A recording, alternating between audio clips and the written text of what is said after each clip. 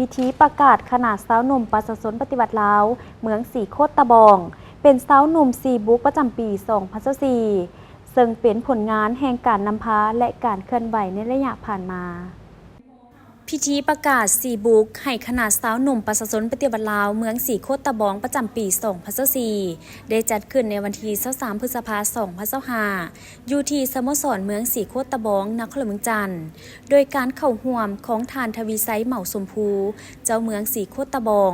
ทานหุ่มแพงสีสมบัติเลขาคณะบริหารงานสาวหนุ่มนครหลวงเมืองจันทร์พร้อมด้วยภาคส่วนที่เกี่ยวข้องในพิธีทานนางศรีสุดาเพ็งพงษ์สวัสดิ์เลขาคณะบริหารงานสาวหนุ่มเมืองสีโคตรตะบองขึ้นรายงานบทสรุปการจัดตั้งปฏิบัติข้อแข่งขันสีบุ๊กและ 3D สีฮู้ของเยาวชนประจำปี 2024 และที่ทางแผนการในนั้นผ่านการจัดตั้งปฏิบัติเวียกงานดังกล่าวแม้นมีผลสำเร็จหลายด้านเป็นต้นบุกด้านแนวคิดคณะบริหารงานสาวหนุ่มเมืองสีโคตรตะบองได้สมทบกับคณะภาคองค์การปกครองทุกขั้นองค์การจัดตั้งต่างๆของโรงเรียนและคณะสาวหนุ่มทุกขั้นนำเอาแนวทางนโยบายมติของภาคมติคำสั่งข้อกำหนดระเบียบกฎหมายของรัฐมูลเสื้อของชาติของภาคข้อแข่งขันหักชาติและพัฒนามติกล่องประชุมมาเผยแพร่ให้สมาชิกและผ่านการเฮ็ดเวียกงานศึกษาอบรมการเมืองแนวขีดเคลื่อนไหวบรรดากิจกรรมดังกล่าวเฮ็ดให้สาวหนุ่มเยาวชนอนุชนจำนวนหลวงหลายมีความรับรู้และเข้าใจต่อแนวทางนโยบายของภาคเชื่อมั่นต่อการนำพาของภาคมีน้ำใจหักชาติหักระบอบประชาธิปไตยประชาชนเห็นแจ้งและมีสติระวังตัวต่อกลอุบายมั่งเพทำร้ายของศัตรูมีความตื่นตัวสมัครใจเข้าในภารกิจปกปักรักษาและสร้างสาพัฒนาประเทศชาติก็คือท้องถิ่นของตนอย่างเป็นขบวนการกว้างขวางและได้ลงปรับปรุงการจัดตั้งสาวหนุ่มขันหักฐานให้มีความนักแน่นเข้มแข็งเพื่อเป็นกำลังแหงในการประจันบานทุกขบวนการ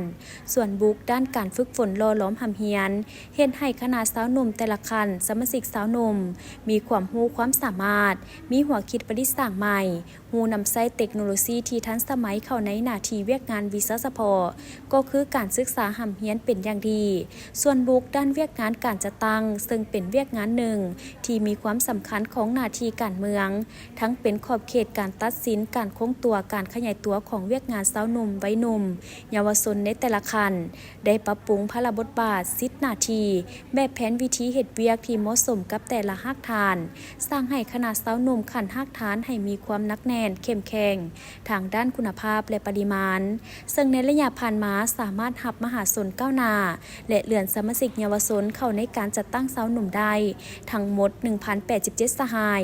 บุกด้านวิชาชีพสร้างเวทกันทำสมาชิกสาวหนุ่มภายในเมืองสีโคตรตะบองล้วนแล้วแต่ประกอบอาชีพเวียกเหตุงานทำตามท่าแหงและถูกตามระเบียบกฎหมายสั่งได้สมาชิกสาวหนุ่มได้เข้าหำเฮียนยกระดับวิชาชีพที่แตกต่างกันเฮ็ดให้ชีวิตการเป็นอยู่ของสาวหนุ่มดีขึ้นเป็นก้าวๆผ่านการกวดกะประเมินผลการจัดตั้งปฏิบัติข้อแข่งขันสีบุ๊กของสาวหนุ่มลาวในระยะ1 ปีผ่านมา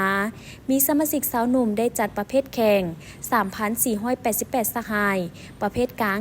354 สหายและบ่ได้จัดประเภท33 สหายในพิธีได้ประกาศรับรองเอาคณะบริหารงานสาวหนุ่มประชาชนปฏิบัติลาวเมืองสีโคตรตะบองเป็นเมืองสาวหนุ่มสีบุ๊กประจำปี 2024 และ 3D สีฮู้ของเยาวชนพร้อมทางได้มอบใบยั่งยืนสาวหนุ่มสีบุ๊กและ 3D สีฮู้อีกด้วย